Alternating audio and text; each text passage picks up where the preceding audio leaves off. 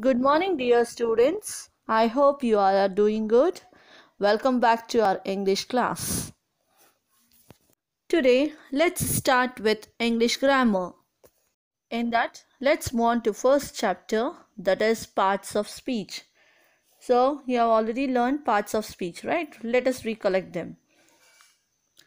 First is noun, pronoun, adjective, verb, adverb, preposition, conjunction, interjection.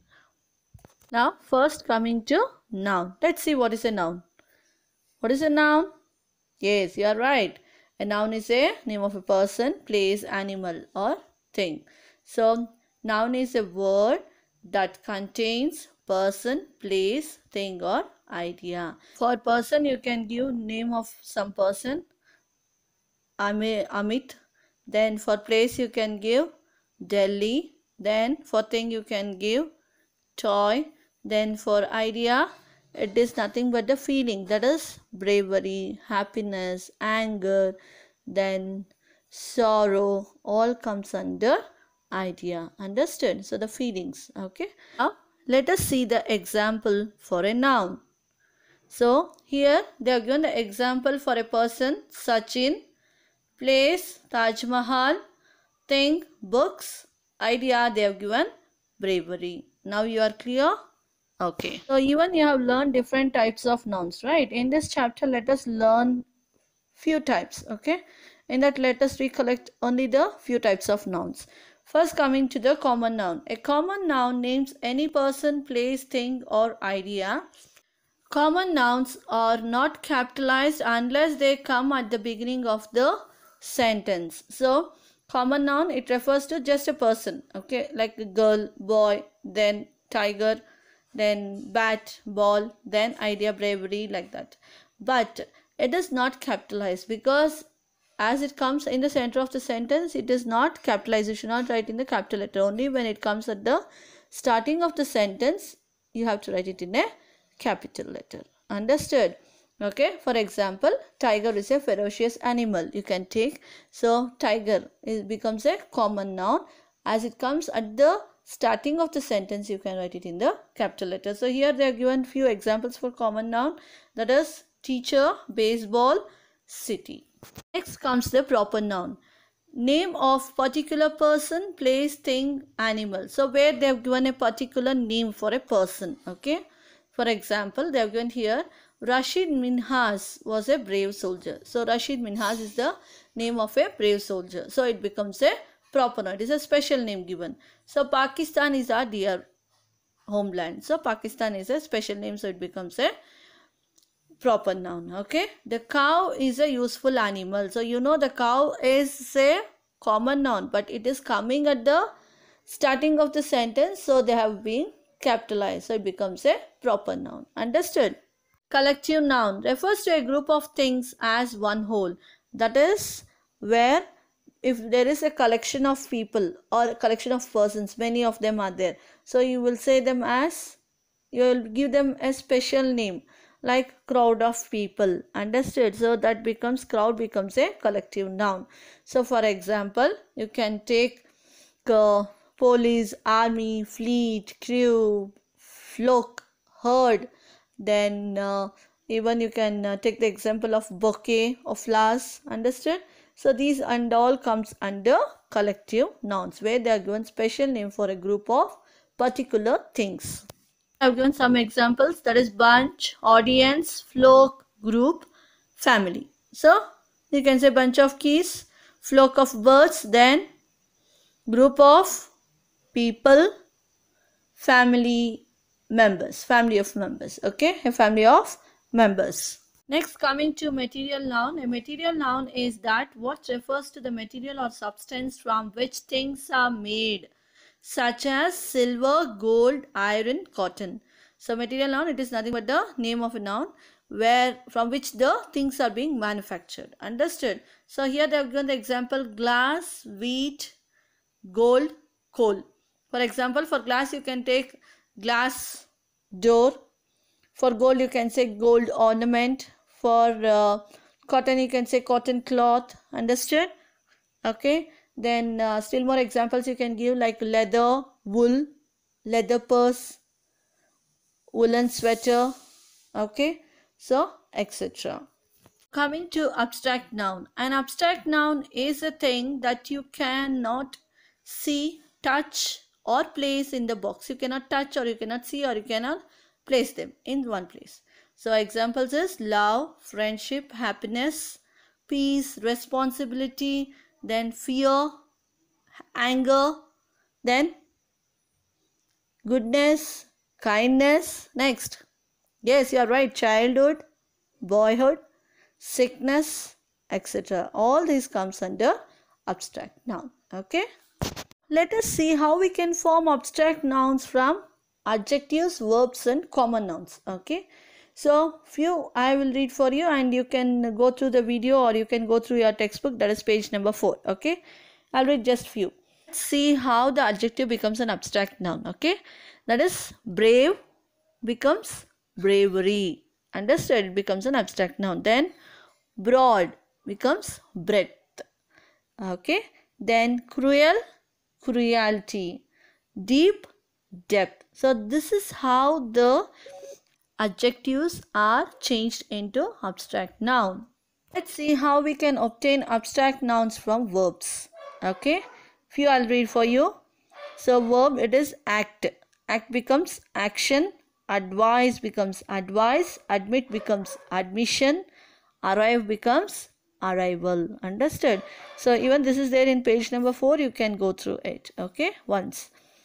And next, coming to abstract noun from common noun. So how the common nouns changes into abstract noun. Let us see. So boy is a common noun. So it becomes boyhood. Okay. Captain, captaincy. Then child becomes childhood. Friend becomes, yes, you are right, friendship. Okay. Mother becomes motherhood. Okay. So etc. So they have given in page number 5. You can glance once. Okay. So now, yes, you know that, right? Still more different kinds of nouns are there. So that is singular and plural noun, right? If it is single in person, you say it as singular noun. If more than one is there, you say it as plural nouns. Then masculine noun, feminine noun. Masculine is given for a male. Understood? Masculine noun for male gender. Then feminine is given for female gender. Understood? So for example, you can take masculine man, female you can take woman. Understood? Countable and uncountable nouns. Right? You have already learnt about countable and uncountable nouns. That is, countable is which can be counted. The things that can be counted becomes countable nouns. The things you cannot count, that becomes uncountable nouns. So examples for countable becomes, yes, you can give books, pencils, understood, erasers, etc. Then for uncountable you can give salt, water, oil, then yes, ghee, then still more. Even you can take rava also. Can you count rava there? No, you can't. Suji. And one more is rice, you can take. Understood? Soup, etc. Okay. Coming to pronouns. Pronoun is a word used in place of a noun. You know that, right? In place of noun we use pronoun. Okay. We won't repeat the same name. Instead of that we use pronoun there. Like he, she, I, this, that, etc. Okay. Let's move on to different types of pronouns. First, let us see personal pronouns. So, in a grammatical sense, a personal pronoun is a pronoun that is related mainly to a particular person. Personal pronouns are not limited to people and can also refer to animals and objects. So personal pronoun, it is given to a particular person. Even for animals you can give, or even for objects also you can give. So in this we have got different this thing, that is the first person, second person and the third person. Okay, first person is a person who will start this thing to the second, then to the third. Okay, in a singular, that is first coming to in a singular, first person is I. So for I, what is the plural form? We. Then my and my for my, what is the plural form? Our. Then for mine, ours. Then for me, us is the plural form. Then who is the second person? You. Understood? First person is the person who is talking. Then second person becomes to whom he is talking. Okay? To whom he is discussing. That is you. So, singular is also you, plural is also you. Then your only. Yours, yours. You. Understood? So, next comes the third person. Who is that third person? That is the another fellow, that is he for singular. He, she, it. Then for plural you will use they. Then his, her, hers, its, singular. Then for plural their, theirs. Then for singular, that is the third person, him, her, it. Then plural becomes them. Okay, so you can go through this table to become still more clear. So once if you see this table, you can understand still more clear what I explained you. With the explanation, if you see the table, you will be clear. Okay, I is given for the subject pronoun, right? That is, you are talking about subject there. Okay, then possessive pronoun is nothing but where you got position, that is the position, that is ownership, that is mine. Okay, my, mine. Okay, ours, like that. Then object pronouns, that is for objects, that is me, us. Understood? He, him, it. Understood? Clear? Next, let's move on to demonstrative pronouns. So what are demonstrative pronouns? Demonstrative pronouns are used to show or identify one or a number of pronouns that may be for or near in distance or time. They are only 4 in number. That is where the thing is. Whether it is in a distance or it is too far or it is very near. Understood? For that we use it as, we say use demonstrative pronouns. So what are they? So that is this, that. Okay, this, that. When the things is near and it is also singular. This means when the thing is near. That means when the thing is far away from you. For that you use it that. That is for singular pronouns. Okay. Then for plural, this thing you use these for nearest one. Those for far ones. Understood? Clear with the demonstrative pronoun? Yes. Next, let's move on to relative pronouns. Relative pronouns take a place of nouns or pronouns. They are called relative pronouns because they always relate back to something or someone else. They are used to join sentences about the same person or thing. So what is relative pronouns? Because it joins two sentences there. Understood? Either, that is, it will be in the center, right? Back to something, then someone else. Understood? So it will help in the joining the sentence. Okay. For example, they are given here some pronouns here, relative pronouns. That is who will replace the subject there. That is I, she. For that you can use who. For example, this is a man who broke the window. This is a man. He broke the window. You will not say. You will say who broke the window. Then whose. Okay. That is ownership. She knew the family whose house we bought. Understood? Whose. Then whom. That is replacing the object. Okay. Me, her, him, all those things. That is, they have found the lady whom they want to interview. Understood? Whom they want to interview. For which my precious blue lamp which was in the room was broken. Understood? That is, the precious blue lamp, that is which was in the room, was broken. Then that. Okay. The lamp that was in the room was broken. Understood? So this is the way how we use relative pronouns in the sentence, where it joins two different sentences together. Understood? Okay. But they both are related to each other. Okay. Coming to interrogative pronouns. So interrogative pronouns are used to ask questions. So where you ask questions, whose, who, how, which, whom, what. Understood? So this and all comes under interrogative pronouns. Coming to indefinite pronouns. Pronouns which are not known, which nouns are used, are called indefinite noun pronouns. So where you don't know which nouns are used. Okay, that is anybody, everybody, nobody, anyone. Understood? This and all comes under indefinite pronouns. Okay, so when these things comes, you have to mention it as indefinite pronouns. Examples: nobody else offered to go out. So nobody else. Then there is nothing interesting in the book. No one believes them. Understood? Everything was ready for the party. So everything was ready. Was there anyone? Understood? Then would you like something to drink? Someone knows where she is. Everybody loves Mary. Understood? Everybody becomes a indefinite pronoun. Understood? We don't know which noun is used. That is called as indefinite pronouns. And the last is, I think this is somebody else's coat. Understood? Somebody else. You don't know who's that. Okay? So that also becomes a indefinite pronoun. Now let's move on to distributive pronouns.